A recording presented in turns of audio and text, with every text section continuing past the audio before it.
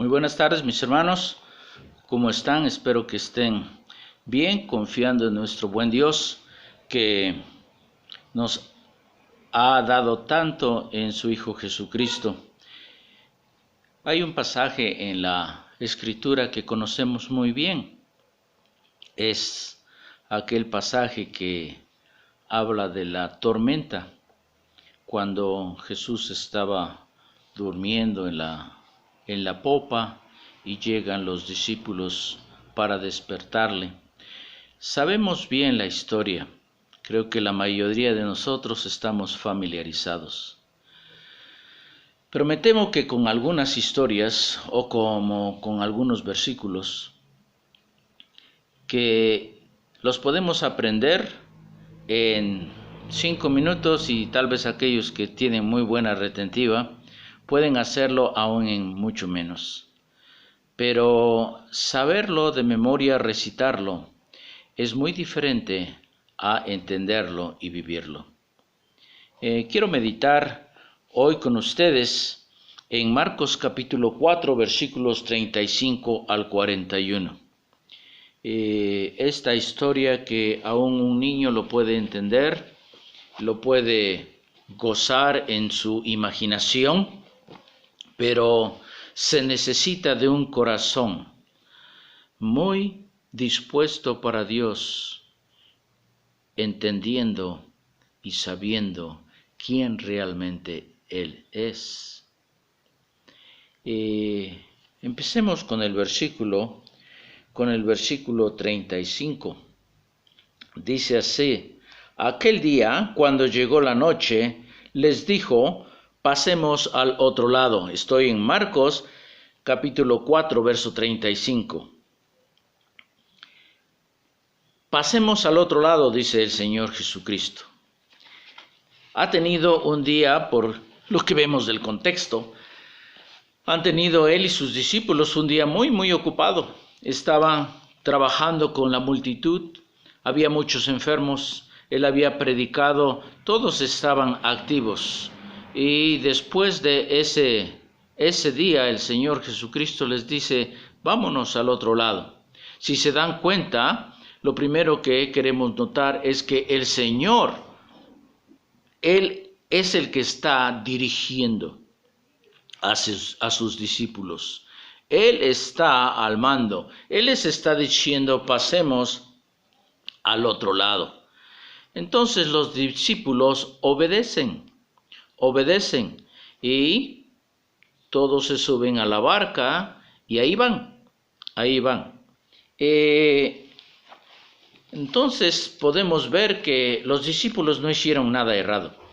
Recuerdo, hay un libro que dice: ¿por qué le pasan cosas malas a gente buena?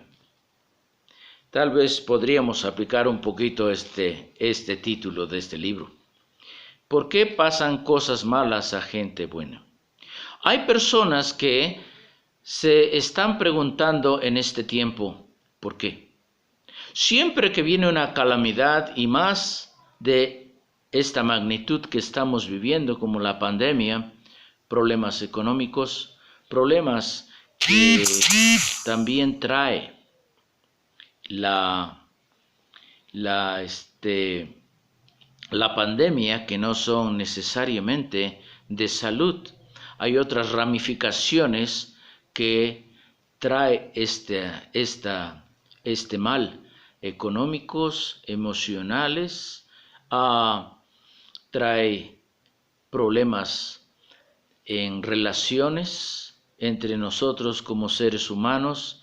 Hay aún conatos de guerra posiblemente. Hay muchas cosas que pueden derivarse de una cosa como la que estamos viviendo.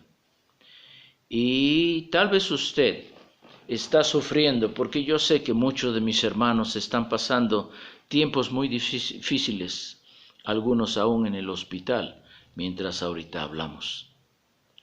Y la pregunta del mismo creyente muchas veces es: ¿por qué? ¿Por qué si yo no he hecho nada mal? ¿Por qué si yo yo no me he hecho producido esto, no ha sido consecuencia de algo que yo haya hecho. Pues el Señor Jesucristo tiene mucho que enseñar a sus hijos. El Señor Jesucristo quería enseñar una lección a sus discípulos, aquellos que ya le seguían, aquellos que habían estado trabajando con Él muy activamente, y Él quiere enseñarles algo más, algo más. Los discípulos, yo diría, pensarían que tal vez con mucha razón, decir, nosotros hemos obedecido, hemos creído en Cristo, estamos trabajando con Él, estamos viendo sus maravillas todo ese día. Era un día de haber visto muchas sanidades. He escuchado nuevamente al Dios encarnado, que cada palabra tenía poder. Qué tremendo haber sido. Y no era la primera vez que ellos presenciaban eso. Habían tenido ya tiempo con Él. Pero el Señor escoge ponerlos en una situación muy difícil. Sabe porque Dios tiene control absolutamente de todo. Dios es soberano y Cristo Jesús es Dios. Aunque por el contexto después, lo que vamos a leer, parece ser que no todos tenían su teología muy correcta en cuanto a este asunto. Tal vez algunos de sus discípulos todavía pensaban que Él era un gran profeta nada más.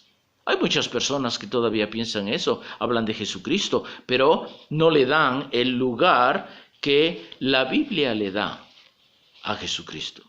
Y entonces intercambian lugares con otros santos, con otras personas que, si bien han sido de mucha bendición y siervos de Dios, no tienen el lugar que tiene Cristo Jesús, ni deben tenerlo, y ellos nunca lo reclamaron tampoco.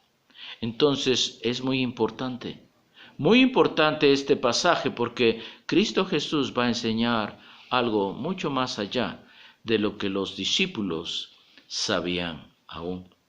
Vean, el versículo 36 dice así, dice, despidiendo a la multitud, le tomaron como estaba. La idea es que sin mucha preparación en la barca, y había también con él otras barcas.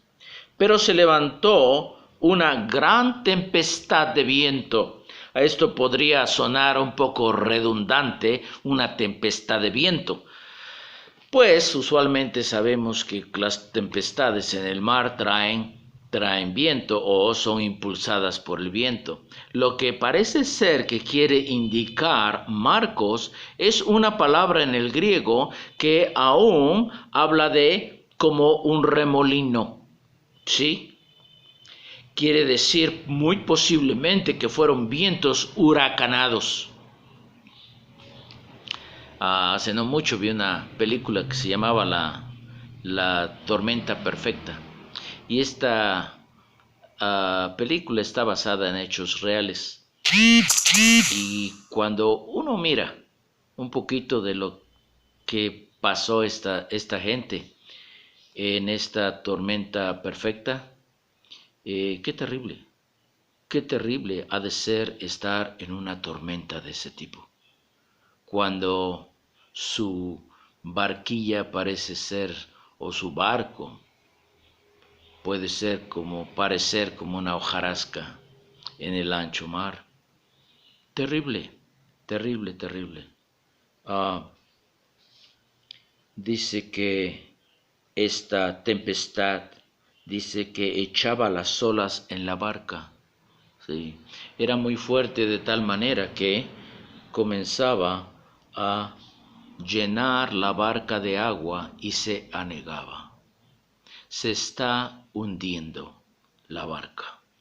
El peso del agua comienza a hacer estragos en la barca, en su estabilidad.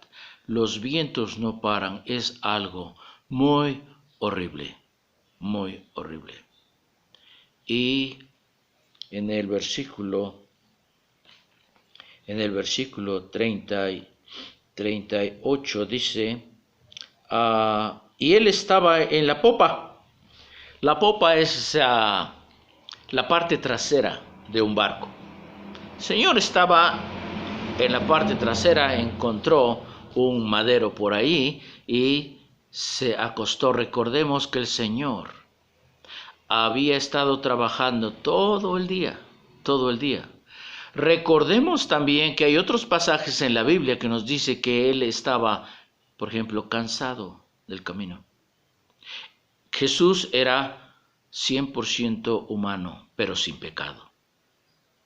Entonces Él experimentó las limitaciones humanas y Él estaba cansado, muy cansado, y fue a descansar. Dice, estaba durmiendo sobre un cabezal y le despertaron y le dijeron, Maestro, ¿no tienes cuidado que perecemos? Primeramente, dijimos, el Señor es el que les guió a ese lugar, a esa situación. Ellos no estaban, no fue idea de los discípulos para decir, bueno, pues es que tenían lo que merecían o fue causa de sus malas decisiones o cualquier cosa, no.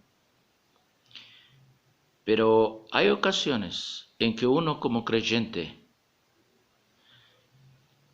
se pregunta, parece ser, tiene una perspectiva como que, ¿dónde está Dios? Parece que el Señor no cuida de mí. Pasa un día y pasan dos. Y tal vez clamamos y tal vez oramos varias veces. Y a veces parece ser que en lugar de mejorar la situación empeora. Qué terrible, qué terrible.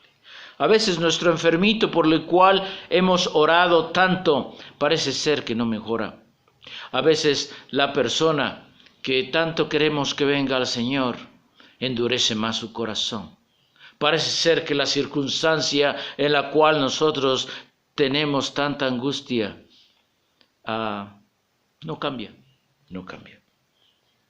Entonces, llegamos a cierta situación, a cierto punto cuando decimos, ya no aguanto, me rindo. Primero noten que el Señor los llevó ahí. Segundo, noten que los discípulos percibieron, de acuerdo a las circunstancias, que parecía que el Señor no cuidaba de ellos.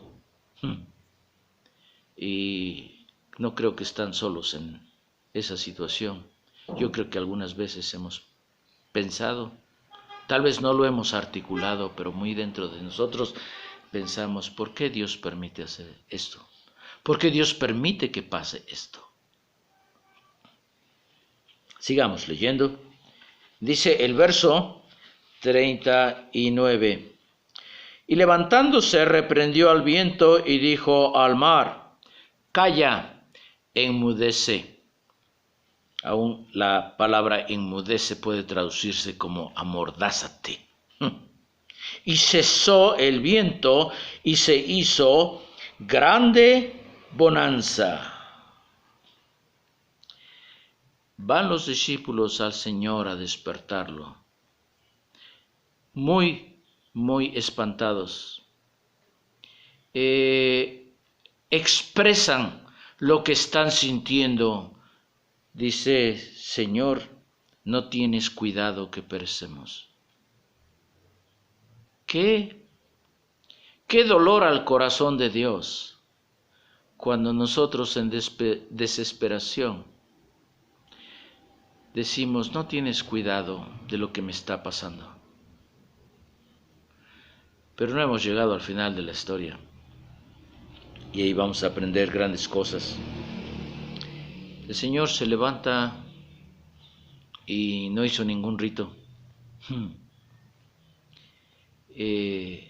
Solamente su voz.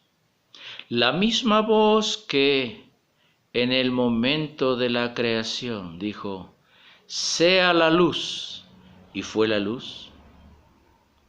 La misma voz que dijo, Lázaro, ven fuera, y Lázaro resucitó de entre los muertos, es la misma voz que dijo a los vientos y a la mar, cállense. Me imagino ver a los discípulos alrededor porque la situación, no sé cuántos tenían que sostenerse de algún cable que estaba por ahí, alguna cuerda, no se podría mantener el equilibrio, el agua de vez en cuando o mucho les salpicaba o los bañaba completamente y están viendo qué va a hacer el Señor. ¿Qué instrucciones nos va a dar? ¿Cómo vamos a manejar la barca? Creo que jamás en su mente cruzó la idea de que el Señor iba a levantarse, iba a hablar y todo iba a acabar. Pero así fue. El Señor con su voz, con una sola voz, y de repente hubo paz.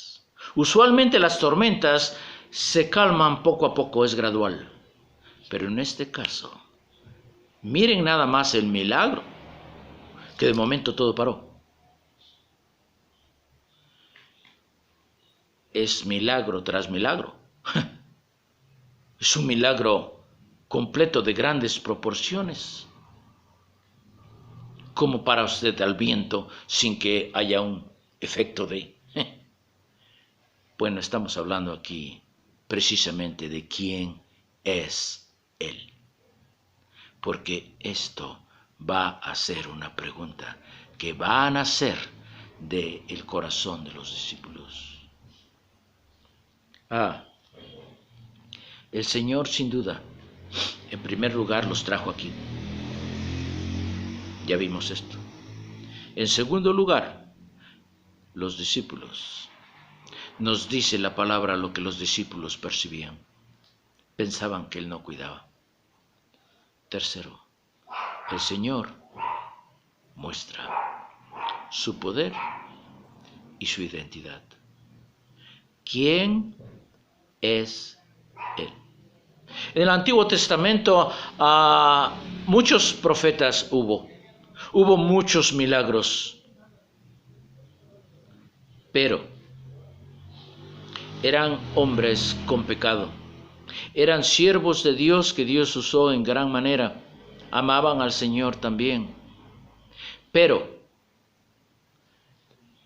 no eran Dios mismo. Solo Cristo Jesús era el Dios encarnado, el Mesías que había sido prometido por los siglos. Y ahora estaba ahí el mismo Dios diciendo al viento y a la mar, calla, enmudece, sea la paz. Eso les iba a dar a los discípulos pensar, ¿quién es Él? Nunca jamás hemos visto cosa igual. Vamos al cuarto punto. Versículos 40 en adelante. Y les dijo, ¿por qué estáis así amedrentados? ¿Cómo no tenéis fe? Entonces temieron con gran temor y decían el uno al otro, ¿quién es este que aun el viento y la mar le obedecen? Están todos en la barca, en una barca con peligro de colapsar completamente, de hundirse. El naufragio está a la vista y el Señor Jesucristo se levanta y con una sola voz, trae la paz. Imagínense la cara de los discípulos. Por alguna razón, para ellos, ver a un cojo caminar o a un ciego ver por el poder del Señor no había entrado completamente en su entendimiento que esas eran obras que solamente Dios puede hacer. Y que en cierta manera limitaban hasta, pues sí, eso es grande, pero el mar y los vientos. Estos eran hombres de mar, ellos conocían, ellos habían pasado más de una tormenta seguramente, ellos eran pescadores de profesión, pero ellos tenían mucho miedo ese día.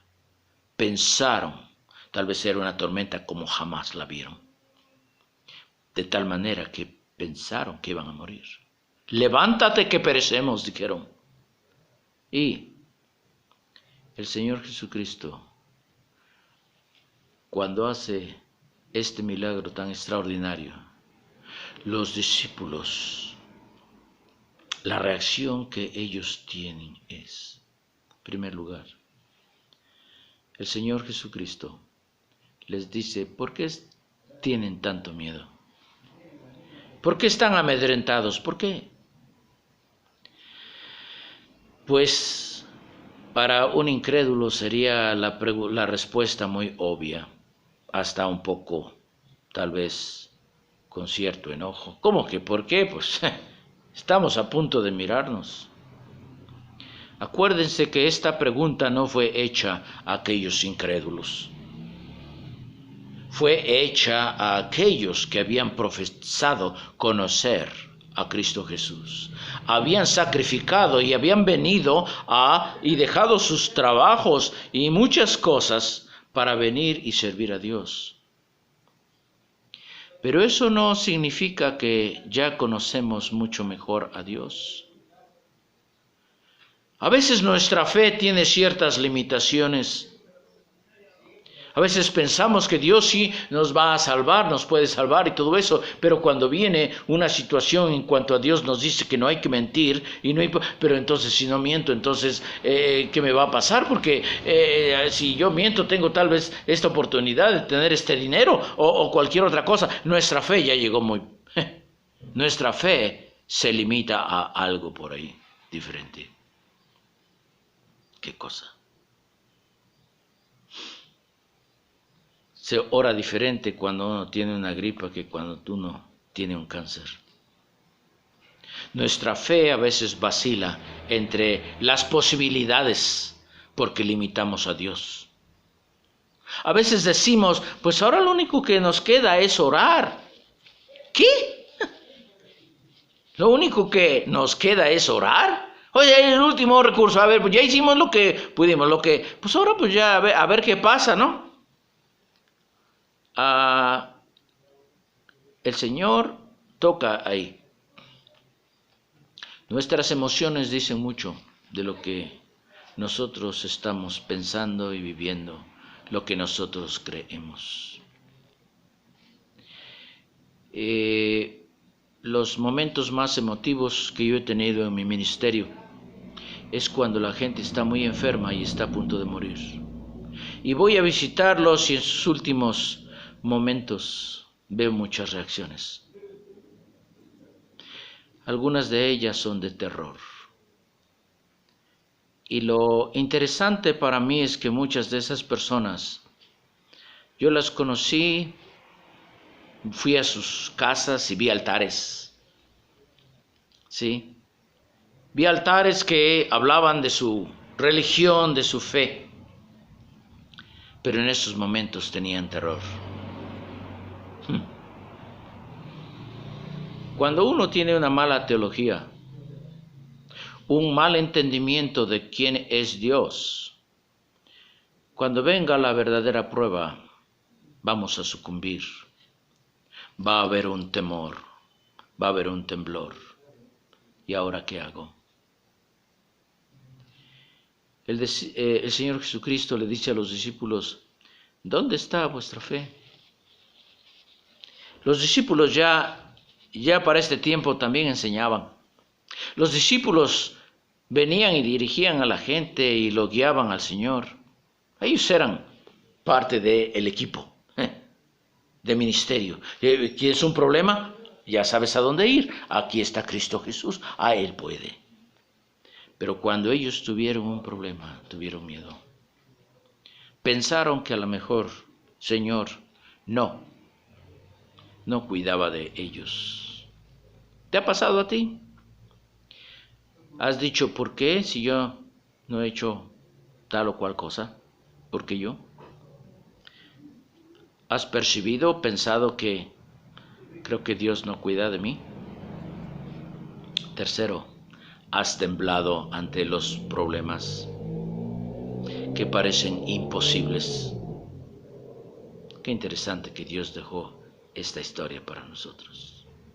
Esta historia, yo creo que Cristo Jesús no solamente estaba pensando en sus discípulos, estaba pensando en todos nosotros que íbamos a ser bendecidos con esta historia, para darnos el mensaje. Vean el versículo 41, vamos a releerlo, dice: entonces temieron con gran temor, un super miedo. Primero era el terror, pobres discípulos, era el terror y el miedo de la tormenta, pero ahora viene otro miedo. ¿Cuál es ese miedo? No deberían de estar ya contentos y gozosos, pero no, ahora les entra otro diferente temor, y es un temor reverente. Es un temor que les hace pensar en quiénes son ellos como personas. Porque, ¿quién es Él? ¿Es un profeta nada más? Hay muchas religiones que también mencionan a Cristo Jesús y dicen que fue un gran profeta. Una vez pasé por unas personas que tienen sus libritos ahí en la calle, a veces en el parque, y me paro a ver títulos y hojear algunos libros. Y me dice, ¿puede tomar ese libro? Y uno de esos libros que agarré era Jesús, el hombre perfecto. Y entonces cuando le pregunté a la persona, muy amable por cierto, le digo, pues Jesús entonces es Dios y Él es el Salvador. Dice, bueno, no. Dice, Jesús fue un hombre como nosotros, pero y fue de aquellos que llegó para tan alto, pero no. Solamente hay un Dios y me explicó, pues me di cuenta cuán perdida estaba su teología. Obviamente me quedé para compartir y hacerle ver que las Escrituras dicen que Jesús es Dios. Las Escrituras muestran que Jesús es Dios, que las Escrituras predijeron al Dios encarnado. Qué triste que a veces podemos tener religión, practicar ritos, llegar usted con su ofrenda y muchas cosas más. Tener su altar en casa, pero la verdad no conoce quién es Cristo Jesús. Jesús es el único. No hay otro nombre, dice la Biblia, dado a los hombres, Hechos capítulo 4. Porque no hay otro nombre bajo el cielo dado a los hombres en que podamos ser salvos. Él es y nada más Él. Pero a veces comenzamos, a causa de una mala teología, a causa de una mala enseñanza, comenzamos a pervertir el Evangelio, a diluirlo. Es posible que la verdad, lo que pasó con los discípulos, es que no conocían bien, no sabían bien quién era Jesús. Su expresión, sus palabras dijeron con gran temor, decían el uno al otro. Pedro le dice a Juan, Juan le dice a Jacobo, están hablando entre ellos en la paz, en medio de la bonanza que en lugar de brincar tienen otro temor.